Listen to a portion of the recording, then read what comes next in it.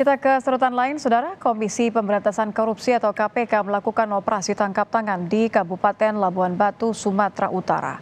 Dalam OTT ini KPK melakukan penangkapan 10 orang, yang salah satunya adalah Bupati Labuhan Batu, Erik Atrada Ritonga. Tim dari KPK mendatangi rumah pribadi Bupati Labuhan Batu, Erik Atrada Ritonga di Jalan Padang Matinggi, Kecamatan Rantau Utara.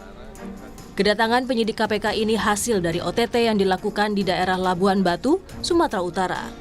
Sebelumnya, tim KPK melakukan OTT terhadap pelaksana tugas Kepala Dinas Kesehatan Kabupaten Labuhan Batu, Mahrani, bersama suaminya pada Kamis pagi. Ruang kerja PLT Kepala Dinas Kesehatan Labuhan Batu pun disegel.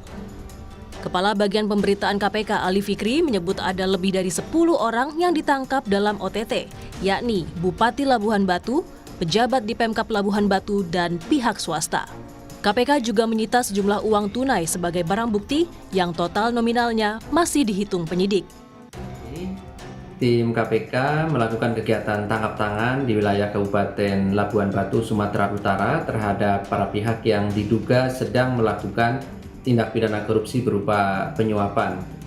Sejauh ini ada sekitar 10 orang lebih yang ditangkap dalam kegiatan tersebut. Di antaranya adalah Bupati Kabupaten Labuhan Batu, kemudian pejabat pemerintah kabupaten, serta beberapa pihak swasta. Turut pula diamankan sejumlah uang sebagai barang bukti, dan saat ini para pihak yang ditangkap masih dilakukan pemeriksaan oleh tim KPK. Seluruh pihak yang ditangkap hingga kini masih diperiksa penyidik KPK.